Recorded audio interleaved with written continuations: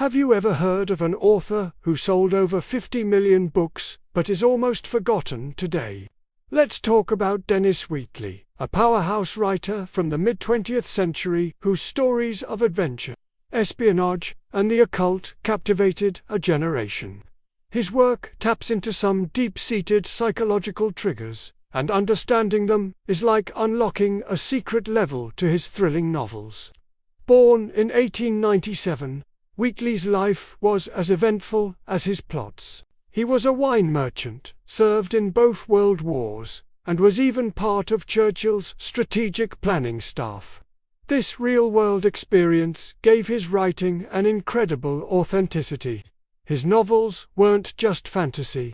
They were grounded in the anxieties and realities of his time.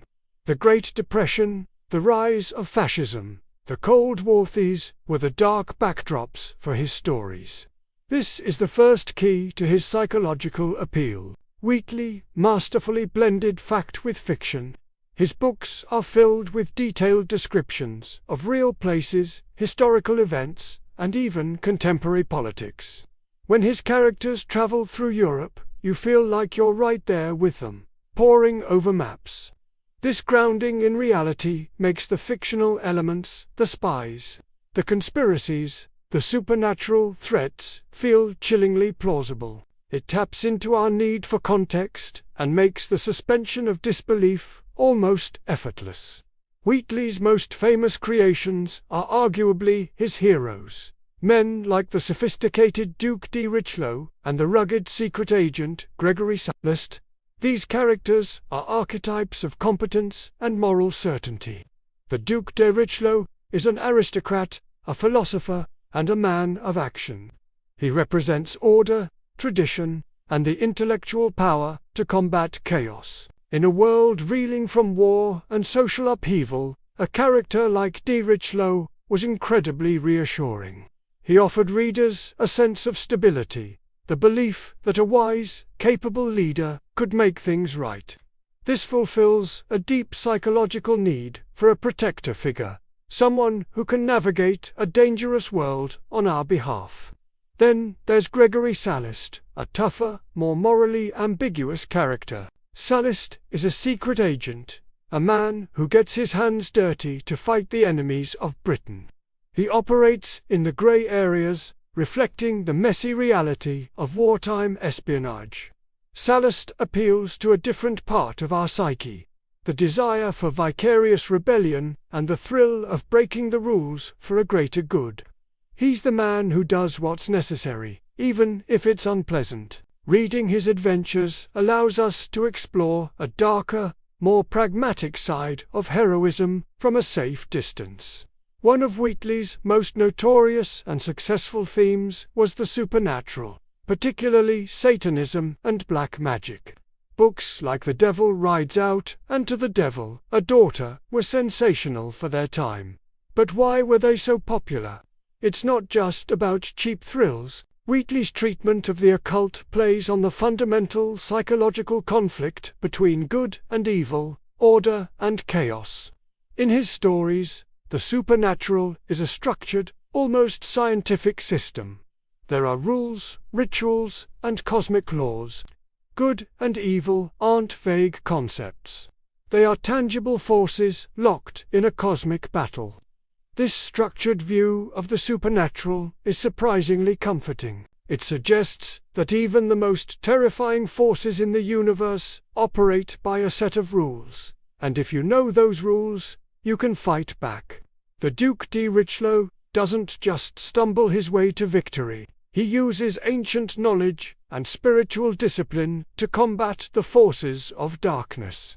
This empowers the reader, transforming primal fear into a solvable, albeit terrifying, puzzle. This ties into the psychology of conspiracy theories. Wheatley's novels are often built around secret societies and hidden cabals plotting to control the world, whether it's a satanic cult or a network of spies.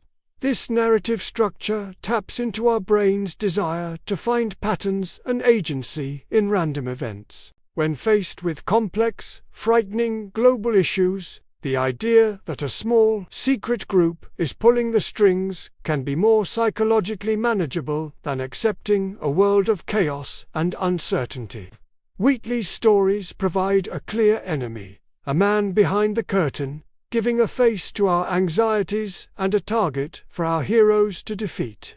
The narrative structure of his books is also key. Wheatley is a master of the cliffhanger. His chapters often end at moments of extreme tension, compelling the reader to turn the page. This technique exploits the Zeigarnik effects, the psychological tendency to remember uncompleted tasks better than completed ones. An unresolved plot point creates a mental itch that we can only scratch by reading on. It's a simple but incredibly effective way to keep the reader hooked, creating a near-addictive reading experience. Another layer is the aspirational lifestyle depicted in his books. Wheatley's heroes are often connoisseurs of the good life. They appreciate fine wine, gourmet food, and luxury travel. Reading his novels is a form of escapism. For readers in post-war Britain, living with rationing and austerity, the lavish world of the Duc de Richelieu was a portal to a life of glamour and abundance. It's a fantasy that goes beyond just adventure. It's about experiencing a world of sophistication and privilege, which is a powerful psychological draw. However, it's important to see his work in its historical context. Some aspects of his writing, particularly his views on class, race, and gender, are very much of their time and can be jarring for a modern reader. His heroes are upper-class British men, and his stories reflect the social hierarchies and colonial attitudes of the era. Understanding this context is crucial. We can appreciate his storytelling genius while also critically examining the outdated social perspectives embedded in his work. So why did Wheatley's star fade? Tastes changed. The clear-cut morality of his novels gave way to the more cynical, morally ambiguous spy stories of authors like John le Carre. The pulp adventure style was replaced by different trends in popular fiction. But the psychological triggers he pulled are timeless. The need for a competent protector, the thrill of vicarious adventure, the comfort of order in a chaotic world, and the eternal battle between good and evil. Rediscovering Dennis Wheatley today is more than just a nostalgic trip. It's a fascinating look into the anxieties and desires of a past generation. His novels are expertly crafted thrill delivery machines that show how storytelling can tap into our deepest psychological needs. Whether it's the espionage of the Gregory Sallust series, the occult battles of the Duc de Richelieu, or the historical sagas of Roger Brooke, there's a rich and thrilling world waiting to be explored. If you're looking for classic adventure with a psychological edge, you owe it to yourself to pick up a Dennis Wheatley novel. You might just find out why 50 million readers couldn't put them down. Thanks for watching. If you enjoyed this deep dive into the psychology of classic literature, be sure to like, subscribe, and hit that notification bell for more content. See you next time.